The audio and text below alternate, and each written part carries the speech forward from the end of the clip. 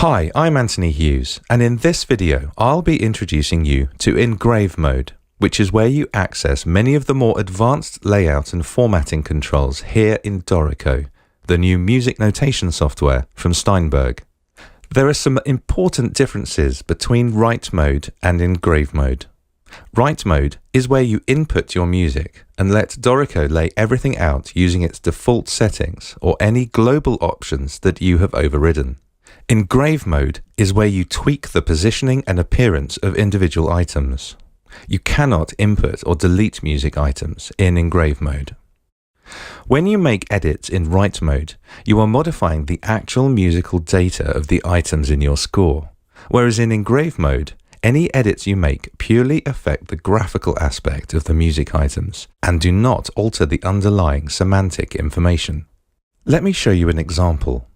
First, let's switch to write mode by pressing Ctrl+2 on Windows, and that's Command+2 on Mac. The forte in this passage takes effect from the rhythmic position of this G. Now, if I move it by cutting and pasting it to the C, it now takes effect from its new position at the very beginning of the system. When I switch to Engrave mode, however, by pressing the key command Ctrl+3 on Windows, and that's Command+3 on Mac, dragging this forte to a new position does not change which notes or rhythmic position it relates to, but purely where it is drawn. In this case, it still takes effect right at the start of the system. If I really felt the need, I could place the forte all the way over here, and it would still take effect from this C. Of course, that's not something I would actually need to do. However, making small optical adjustments on the precise placement of music items is sometimes necessary. And being able to do this safe in the knowledge that the item will never suddenly snap to another rhythmic position is very useful. In order to facilitate these fine-grained optical adjustments, selections in Engrave mode work a little differently.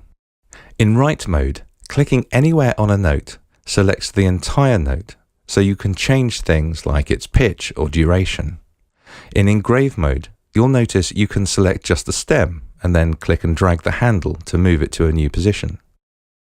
Engrave mode also has the Properties panel, though expands upon what is available in write mode, giving much more power and flexibility over the appearance of every item in your score. The key command is the same, Ctrl+8 on Windows, Command+8 on Mac. Engrave mode is also where you access the advanced page layout tools, as well as features for formatting the score, including controlling system and page breaks, as well as easy-to-use staff spacing tools. These will all be covered in separate videos. If this video has been helpful to you, please consider liking it by clicking on the thumbs up button, and you can subscribe to our Dorico channel to see many more videos like this one. I'm Anthony Hughes. Thanks for watching.